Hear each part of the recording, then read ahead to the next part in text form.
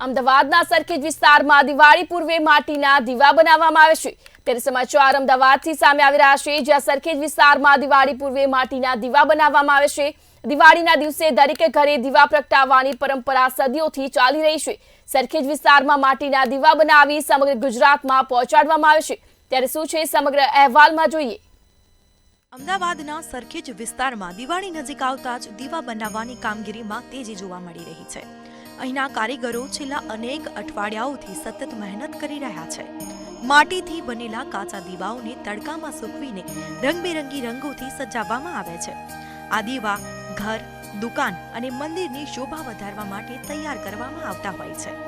લોકોમાં નવી ડિઝાઇન અને પાણીમાં તરતા દીવાઓની પણ ખાસ માંગ વધી છે અને સાથે મીણબત્તી લગાવેલા અને સુગંધિત દીવાઓની પણ ડિમાન્ડ વધુ જોવા મળી રહી છે। વર્ષોથી આપણું આ કામકાજ દીવાનું ચાલુ છે। સૌથી તો પહેલાં આપણે ચાકડાના અમારા જે બાપ દાદા હતા એ જે ચાકડા પર કરતા હતા।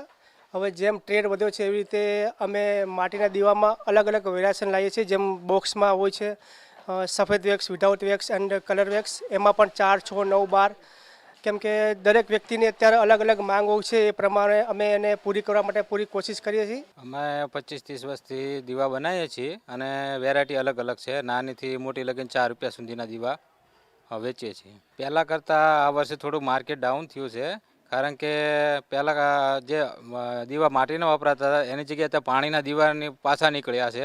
એના લીધે થોડુંક માર્કેટ ડાઉન થઈ ગયું છે એટલે 20 પૈસા ઓછા છે આપે એક દીવામાં। દિવાળીના દિવસે દરેક ઘરે દીવા પ્રગટાવવાની પરંપરા સદીઓથી ચાલી રહી છે।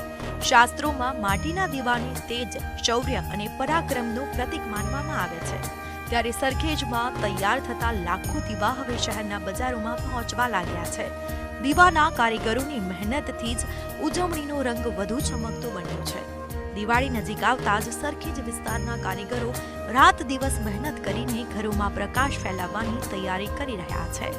દિવાળીનો તહેવાર એક પવિત્ર તહેવાર કહેવામાં આવે છે ત્યારે કેટલાક સમય પહેલાં જ લોકો જે છે તે ઘરની સફાઈ હોય કે પછી તૈયારીઓ જે છે તે કરતા હોય છે। આપણે અમદાવાદમાં આવેલા સરખેજ વિસ્તારમાં કઈ રીતના દીવા જે છે તે બને છે આપણે દ્રશ્યો હું બતાવવા માંગીશ કે જે રીતના દીવા જે છે તે અહીંયા બનીને તૈયાર થવામાં આવે છે કારણ કે જે રીતે આપણે દિવાળીની તૈયારી કરતા હોય છે તે ઘરની શોભા વધારતા હોય છે। આ દીવા જે છે તે અહીંયા બનાવવામાં આવે છે। કેટલાક વર્ષોથી આ દીવા જે છે તે બનાવવામાં આવે છે। મીણબત્તી દીવા જે છે અલગ અલગ કલર અને ડિઝાઇન સાથે આ દીવા જે છે તે બનીને તૈયાર થઈ ગયા છે જે આપણા ઘરની શોભા દિવાળીમાં વધારતા હોય છે। અને દીવા એક એવી છે કે જે દીવા પ્રગટાવવા જોઈએ। દિવાળીમાં કહેવામાં આવે છે ને કે રામ જ્યારે ઘરે આવતા હોય છે ત્યારે આ દિવાળી મનાવવામાં આવતી હોય છે તે માટે આ દીવા જે છે તે અહીંયા બનીને તૈયાર થઈ ગયા છે અને સરસ અલગ અલગ ડિઝાઇનના દીવા જે છે તે અહીંયા બનાવવામાં આવતા હોય છે। દિવાળી અગાઉ પહેલાં જ આ તૈયારીઓ જે છે તે કરતા હોય છે। ફરી હું એકવાર માગીશ કે આ બોક્સમાં બનીને તૈયાર જે છે તે દીવા બનીને સરસ તૈયાર થઈ ગયા છે ને